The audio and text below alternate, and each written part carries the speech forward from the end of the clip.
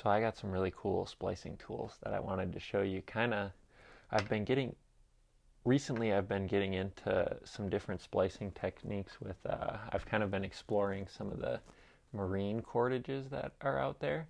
And guys that have been splicing lines for sailboats for a long time, they have all these different cool ways that you can splice these ropes with high modular cores like Vectran and Dyneema and things like that. There's a varied bunch of different ways to do that. I kind of started exploring it when I was looking into splicing crane slings, which are usually made out of ropes with AM steel or Dyneema core, same thing.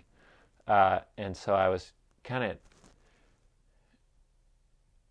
exploring the different splices that can be done with these core dependent ropes that have Dyneema cores, and of course with like well, this one has a polyester core, but with our hitch cords, most people just do that double locking Brummel and Barry, but that's not how we splice things like crane slings. And so things like Yale crystal line and other things that are used in sailing have a couple varied different ways that you can splice them. And as I was looking into splicing them, I started seeing a couple different tools that I wasn't quite as familiar with that looked really nice for splicing ropes. And one of those was a soft fid. So I saw this company, D-Splicer, who makes all these really cool specialized splicing tools for splicing rope. And they were kind enough to send me one of their really nice wire fids and then this small soft fid that I wanted to try.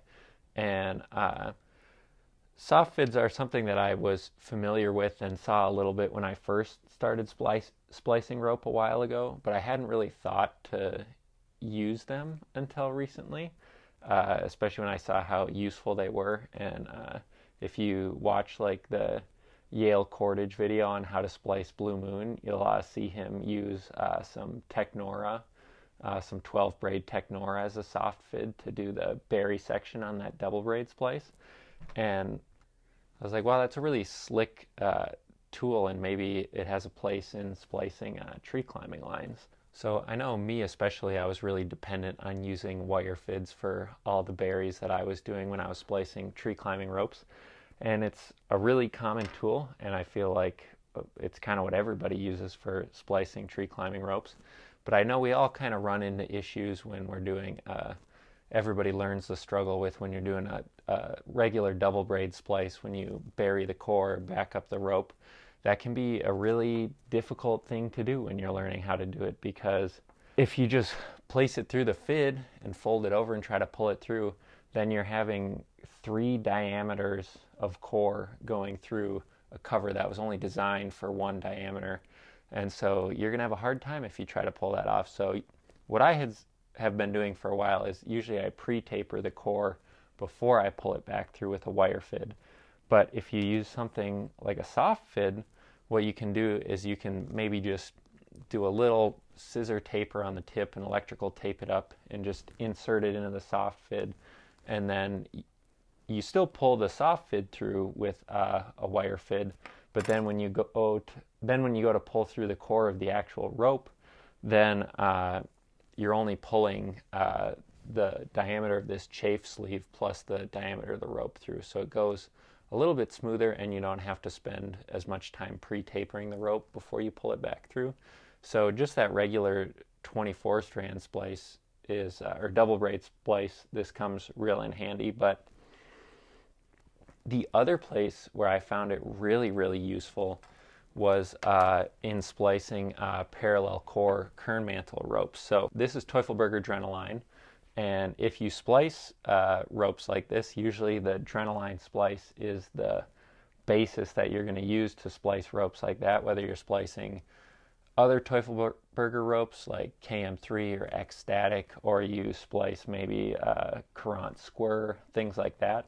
They're parallel core ropes, and the way that we splice them is that we diminish the core a little bit and then rebury the cover with some cores inside of it, about 50% of the cores. And this splice can be a little tedious. You're focusing a lot more than a double braid splice, because you have to keep all of those parallel cores organized so that things don't get bundled up, and it'll make the splice just bumpily and gross, and it might not load correctly if you don't keep all of those parallel cores really well organized. And in the Teufelberger instructions, they just use a wire fid, and that's what I've always used. But a issue that I have run into every once in a while is when you go to pull the wire fid through, because you have the wire fid passed under the cover of the rope and against all of those parallel cores, you place them under tension with your hand when you're pulling the cover back through. But what can still happen every once in a while is that one of those cores can get between the two wires of your wire fid and get pinched, and it kind of creates a bump in the splice that can be really difficult to smooth out because you can't always tell which core it is, and then everything's just kind of starts to get uneven, and it's really frustrating.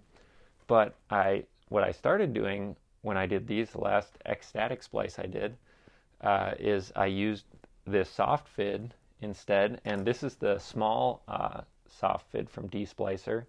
And since you're only putting the cover of a bigger rope like this in it, it still works to use the soft fid.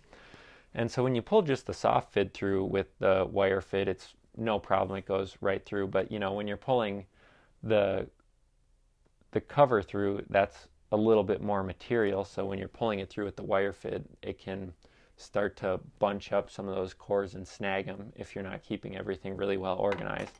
But you just kind of eliminate that altogether if you pull the soft fid through first. That way when you're pulling the bulkier item through, it's the soft fid which can't catch on any of the cores when you're pulling it through. And I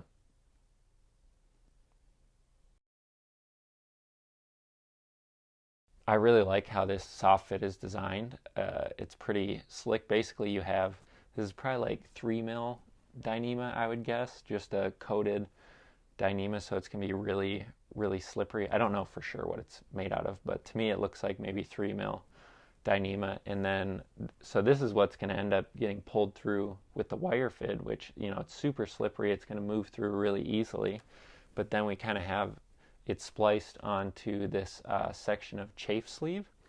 And so the chafe sleeve is a lot less dense than the Dyneema, so it still has that really small diameter. It's not going to occupy a lot of extra space in the core of the rope, but it can really bunch up, and you can really put quite a large diameter of rope into this. It works with a pretty good range of ropes, and I've mostly just been using it for hitch cords and also the splice in this Adrenaline. If you were going to be using this regularly for splicing, like those 11/7 double braid ropes, then you'd want maybe the medium or the large soft fid. But I've just been using this small one a lot, and this thing is a excellent tool. I think that anybody who splices tree climbing ropes a lot should check out some of those different marine tools. There's all kinds of fun stuff out there to make your life easier. But thanks to D-Splicer for sending these tools for me to check out. I didn't really talk about the wire fit, but this thing is just really crisp compared to my, piano wire that's wrapped around a carabiner. This thing is really nice. Perfect for hitch cord, not quite long enough for other things. You can buy a long one of these that would work good for our larger ropes that we use, but super slick little tool, and I would definitely recommend checking it out. This is the D-Splicer small soft fid.